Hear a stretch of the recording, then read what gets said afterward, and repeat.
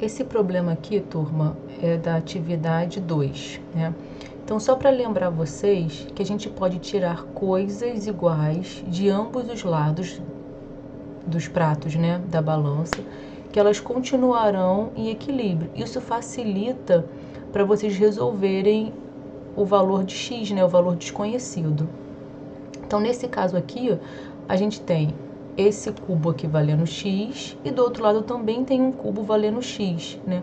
Como eles têm a mesma letra, isso significa que eles têm o mesmo peso, eles valem a mesma coisa. Então, nesse caso aqui, nós podemos cortar o x de um lado e o x do outro, né? Então, agora eu simplifiquei esse problema. Agora eu tenho um peso desconhecido mais 10 e o resultado é 20, tá? Na atividade 3, né, lá no número 2, nós temos também essa balança aqui, né? Então, essa questão, ele pergunta quais opções, né, quais ações, né, que eu posso fazer para manter a balança em equilíbrio, tá? Então, eu vou aproveitar esse exemplo aqui, né, essa imagem, para dizer o que eu poderia cortar aqui, tá?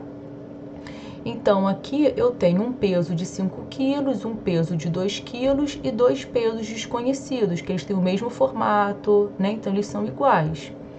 Do outro lado, eu tenho esse peso desconhecido, né? Que é esse cilindro, e um peso de 2 quilos, outro de 5 e outro de 5.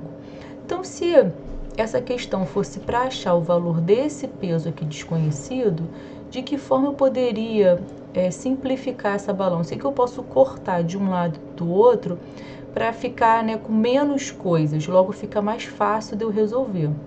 Então, eu posso cortar o peso de 5 de um lado, logo eu tenho que cortar o peso de 5 do outro também, né?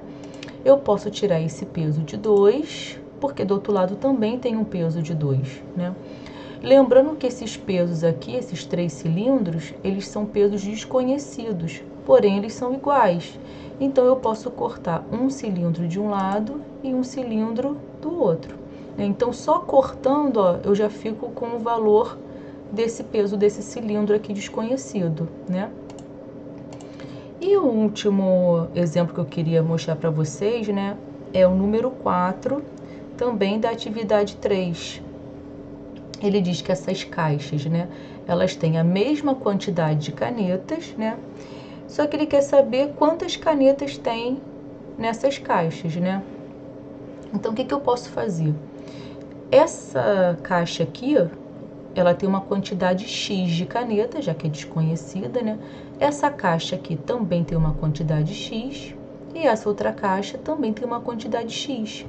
Por que eu posso chamar de X, né? Porque as caixas são iguais, então eu sei que elas têm a mesma quantidade de canetas.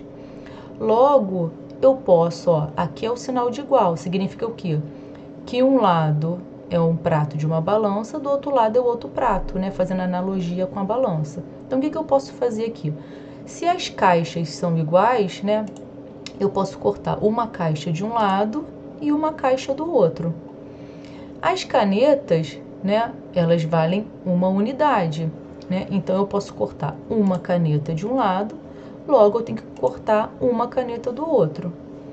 Corto uma caneta desse aqui e uma caneta do outro, né? Então, agora não tenho mais como cortar nada, né? Porque para eu tirar de um lado, eu tenho que tirar do outro.